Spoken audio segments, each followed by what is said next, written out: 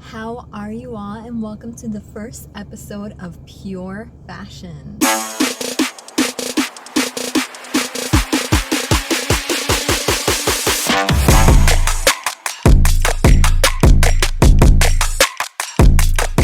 What is pure fashion?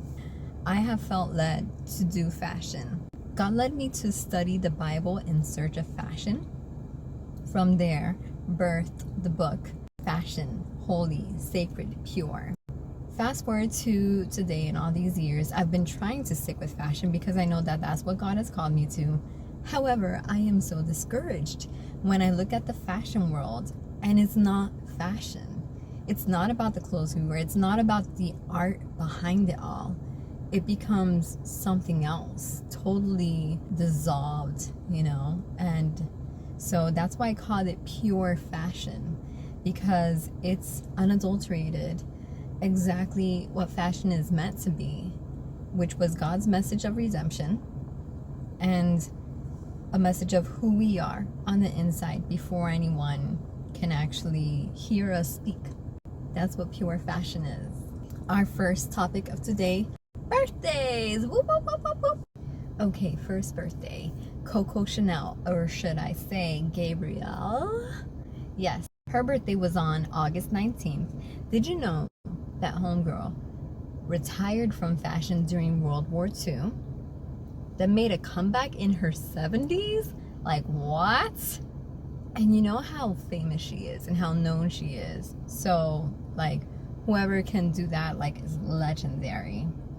Another famous birthday, my niece, Amberly Sarah. And her birthday is August 21st. She just turned 18. You should see her video on it. So cute. Happy birthday, Amberly. She is a fashion influencer. Another birthday in August, me, August 30th.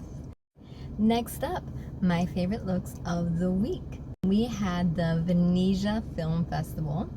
Kate Blanchett.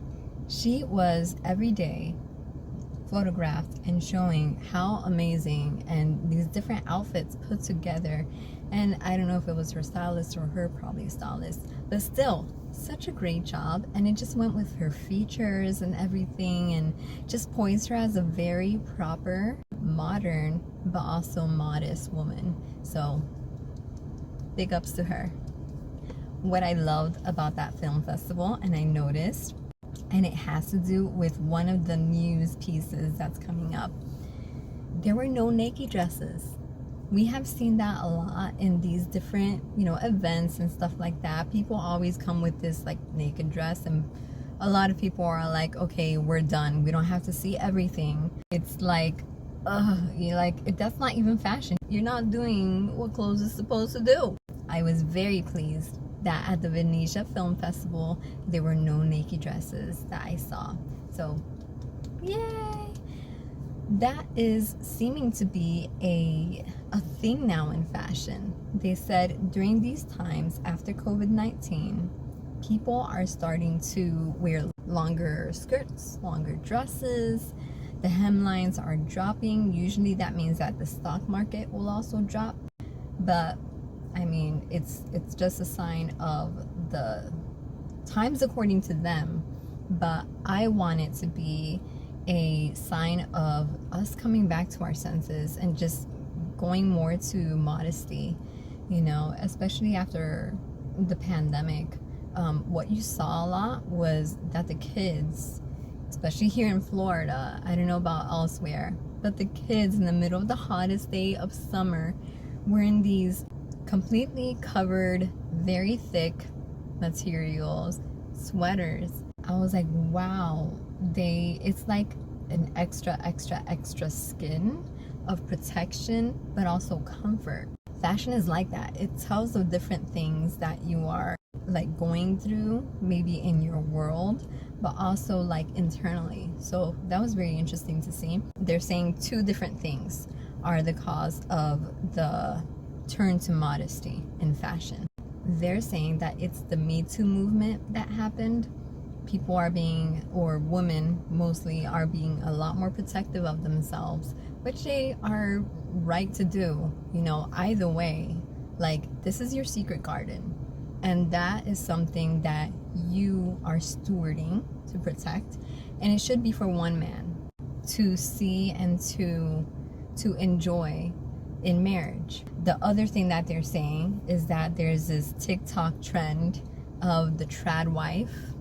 And yeah, I heard of that, but also that's the Bible wife. And I hope that it doesn't stick as a trend, because it should be a change of heart.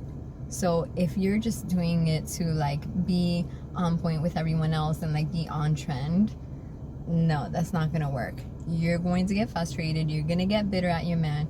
It's a change of heart to show the utmost respect for the man who has promised you his life. So yeah, scripture says that the woman should always respect her husband, and that's a form of us doing it. We serve them and show our love by being as, helpmate as possible, as we were designed to be. So yeah, what do you guys think about that? I personally love the move to modest. Speaking of different news, one thing I heard that's pretty amazing and inspiring.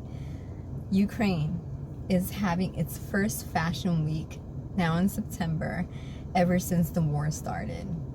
And it's pretty awesome because they are showing their creativity. They are showing that they are resilient in the midst of everything that has happened.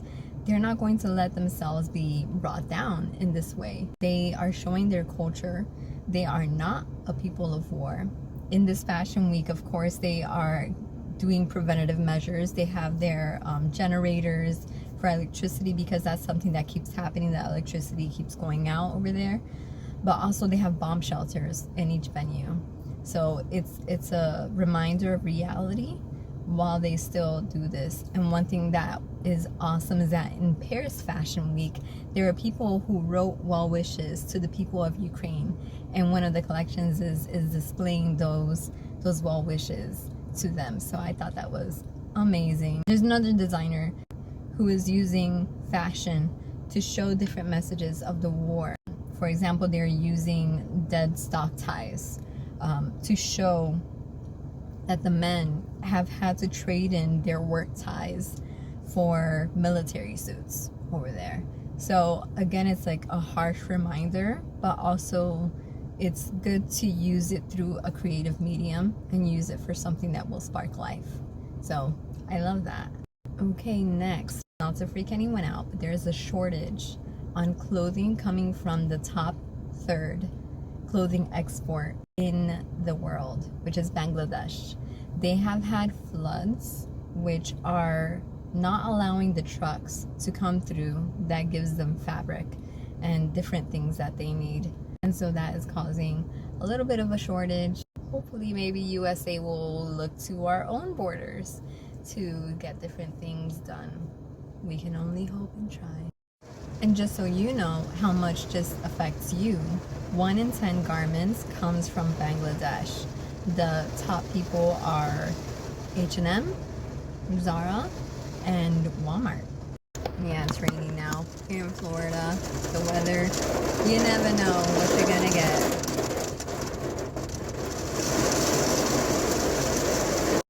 Alright, let's just do this because I don't know when the rain is gonna stop. So, British retailer Next is going to have to pay over $30 million to over 3,500 current and previous female employees because of a claim that they lost that said that they were not paying their female workers the same as men. So, big win for the woman there.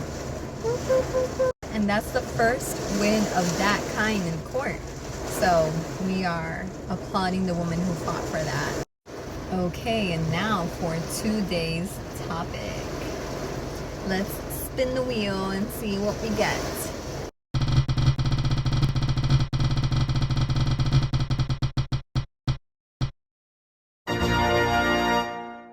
Okay, one thing that is a bad habit that maybe it's not a bad habit. Okay, I'm gonna plead my case, okay?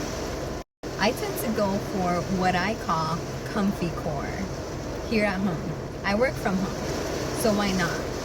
I'm not gonna be in makeup and completely done up every day because one, that wastes money. Two, it's not good for your skin to always be in makeup. I like to let my face rest when I'm not going out, when I'm not going to church, things like that. So I go to what I call comfy core. So I wear stuff that is very comfortable to have on around the house, and I'm with no makeup, and my hair is always fabulous. Just kidding. So I think that that's completely okay, and I actually wish that there were more comfortable, fashionable things to wear. So maybe I can come up with that in my line of clothes to have this comfort core or comfy core. What do y'all think? That has been all of the first episode of Pure Fashion. Thank you guys so much for joining me. Big shout out to everyone who has supported this channel.